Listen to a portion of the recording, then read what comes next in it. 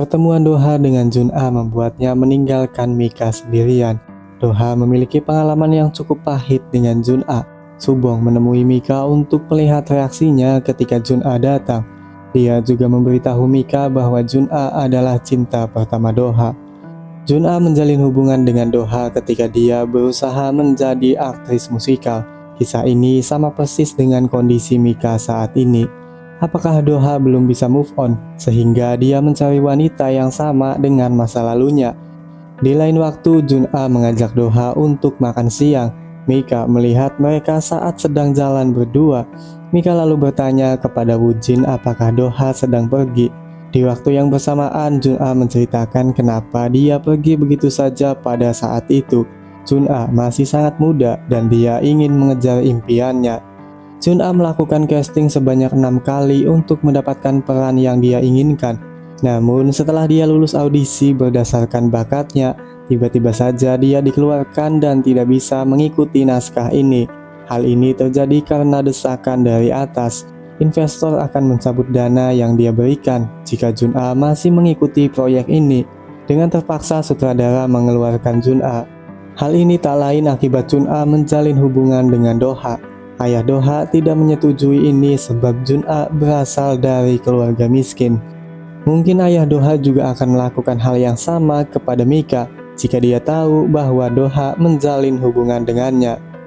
Sementara itu Mika menunggu Doha pulang sampai malam. Dia gelisah dengan apa yang dilakukan Doha. Keesokannya Mika tidak sengaja melihat Dosan yang sedang telanjang dada. Lalu Mika melihat waktu yang dimiliki Dosan hanya sisa 1 bulan saja. Kemudian Mika bertanya kepadanya apakah dia sedang sakit. Dosan bilang bahwa saat ini dia sedang rutin menjalani pemeriksaan. Tak lama setelah itu dokter memberitahu bahwa penyakit yang diderita Dosan tiba-tiba saja menyebar dengan sangat cepat. Penyakit ini adalah fibrosis pulmonal idiopatik. Penyebab dan kecepatan penyebaran sangat sulit untuk diprediksi. Dengan kondisi ini, dokter bilang kepada Dosan bahwa dia hanya memiliki waktu 6 bulan saja. Padahal dari waktu yang dilihat Mika, Dosan akan hidup selama 1 bulan saja. Dan itu lebih singkat dari prediksi dokter. Awalnya, Mika ingin memberitahu Doha, tapi Dosan menemuinya dan meminta Mika supaya merahasiakan ini dari Doha. Pada awalnya, Mika tidak bisa melihat jam waktu miliknya. Hingga suatu saat seorang pria menabraknya dan tiba-tiba saja jam waktu itu muncul. Mika tidak bisa menerima bahwa hidupnya akan berakhir dalam waktu yang sangat cepat. Dia mencoba untuk menghapus jam waktu miliknya, namun tetap saja jam waktu itu menempel di tangannya. Lambat laun Mika mulai menerimanya, lalu melakukan hal yang dia sukai untuk membuatnya bahagia. Di lain waktu, Dosan kini menemui ayahnya, lalu makan bersama dengan keluarga. Dosan meminta uang kepadanya sebanyak apa yang ayahnya berikan kepada Doha dan juga Dobin. Dia ingin memulai kehidupan baru dan mencari pekerjaan. Tapi sayangnya hal ini membuat ayahnya emosi, namun Dosan tetap santai dan melanjutkan makan. Setelah itu, Mika memberitahu Doha bahwa Dosan sedang sakit. Dia sudah mempertimbangkan hal ini. Ketika Doha bertanya siapa yang memberitahunya, Mika bilang bahwa dia melihat jam waktu miliknya. Dosan akan mati 1 bulan lagi. Doha menganggap bahwa apa yang dikatakan Mika adalah omong kosong belaka. Jika memang begitu, Mika akan senang. Dengan begitu, artinya Dosan akan hidup lebih lama. Kemudian Doha mendatangi Sungbin dengan dokumen penyakit Dosan. Sungbin bilang bahwa kondisi Dosan sangat parah. Doha kemudian bertanya kepada Mika bagaimana cara untuk menghentikan jam itu supaya Dosan bisa hidup lebih panjang. Mika lalu memberitahu Doha bahwa Dosan ingin merahasiakan hal ini.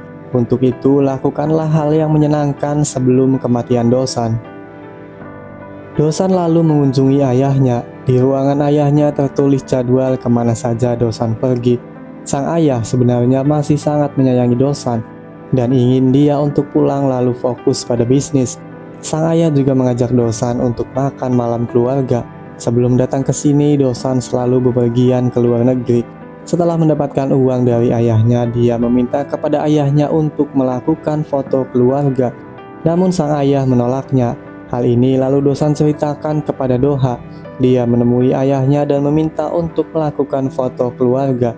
Satu-satunya foto keluarga yang dia miliki adalah ketika ibunya masih hidup. Saat itu Dosan masih berusia 7 tahun. Dia ingin memiliki foto keluarga untuk kenang-kenangan. Kemudian makan malam pun telah tiba. Subong diundang oleh ayah Doha, tapi Doha meminta kepada Subong untuk pulang saja. Dia ingin makan malam ini menjadi tenang tanpa kehadiran Subong.